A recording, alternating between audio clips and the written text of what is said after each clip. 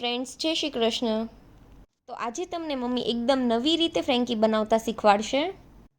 તો આ ફ્રેન્કી તમે ક્યારેય બનાવી પણ નહીં હોય અને ખાધી પણ નહીં હોય. તો ફ્રેન્કી બનાવવા માટે પહેલાં આપણે 500 ગ્રામ જેટલી કોબીને ખમણીને લેવાની છે અને 2 થી 3 નંગ જેટલા ગાજરને ખમણીને લીધા છે અને 2 નંગ કાંદાને ચોપરમાં ચોપ કરીને લીધા છે અને થોડા આપણે લીલા કાંદા ઉમેરીશું, જેને સ્પ્રિંગ ઓનિયન પણ કહેવાય છે, અને આદુ લસણ મરચીની પેસ્ટ.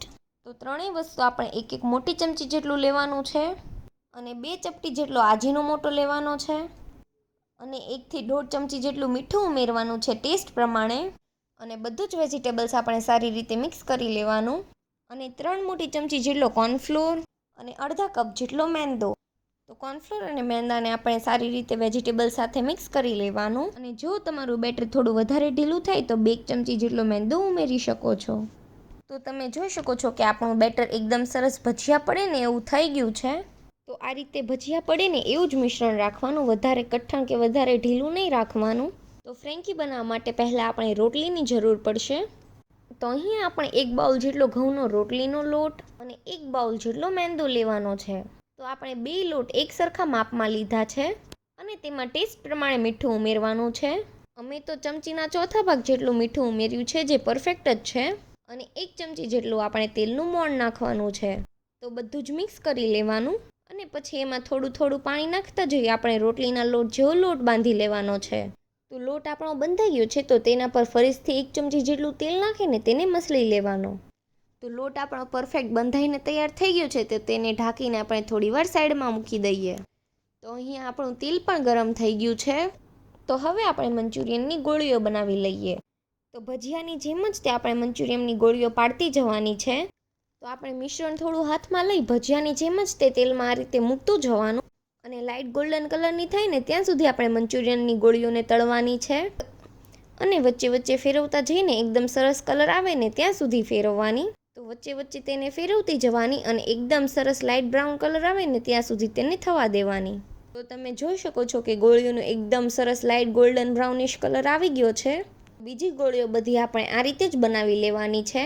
તો આ આપણી મંચુરિયનની ગોળીઓ તૈયાર થઈ ગઈ છે. તો બીજી બધી ગોળી પણ આપણે આ રીતે જ ફ્રાય કરી લેવાની છે. તો હવે ફ્રેન્કી બનાવવા માટે આપણે રોટલી બનાવી લઈશું.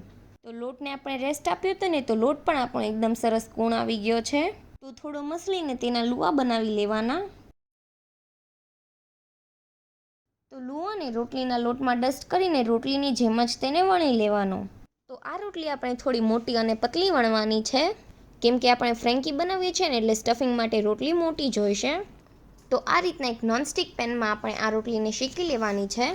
તો લોઢી આપણે ગરમ થઈ જાય ને પછી ગેસની ફ્લેમ સ્લો કરી દેવાની અને સ્લો ફ્લેમ પર જ આપણે રોટલીને શેકવાની છે. તો રોટલીને લોઢીમાં નાખીને હાથથી આ રીતે ફેરવતી જવાની અને થોડું એવું એક સાઈડ ચડી જાય ને એટલે તરત જ તેને ફેરવી લેવાની. તો આ રીતના લાઇટ ડોટ્સ આવે ને એટલી જ રોટલીને શેકવાની છે, વધારે નથી શેકવાની. તો આ આપણી રોટલી શેકાઈ ગઈ છે. તો આ રીતે બધી રોટલી બનાવી લેવાની છે. આ રીતના રોટલી બનતી જાય ને એટલે તેને કપડામાં વીંટતી જવી, એટલે સવડ ન થઈ જાય અને એકદમ ફ્રેશ જ રહે. તો અહીંયા બધી જ રોટલી આપણી તૈયાર થઈ ગઈ છે. તો હવે આપણે ફ્રેન્કી બનાવી લઈએ. તો આમાંથી આપણે એક રોટલી લઈ અને બીજી રોટલીને ફરીથી ઢાંકી દેવાની અને રોટલી ઉપર આપણે 1 મોટી ચમચી જેટલું પિઝા ટોપિંગ લગાવીશું અને 1 મોટી ચમચી જેટલી શેઝવાન ચટણી. અને જો તમારે પિઝા ટોપિંગ અને શેઝવાન ચટણી બનાવવા હોય તો તેની લિંક હું ડિસ્ક્રિપ્શન બોક્સમાં આપી દઈશ.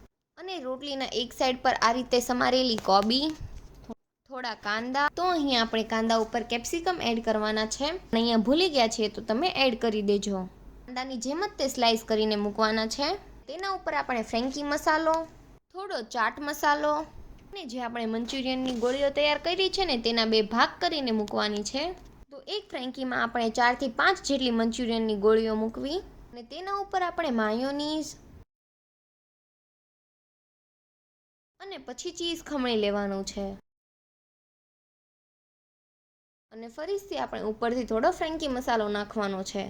અને પછી રોટલીનો આપણે આ રીતે કડક રોલ બનાવી લેવાનો છે.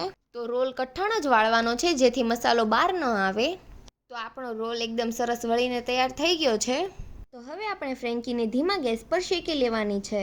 તો ફ્રેન્કી પર ઘી લગાવીને બધી બાજુ સરસ રીતે શેકી લેવાની છે.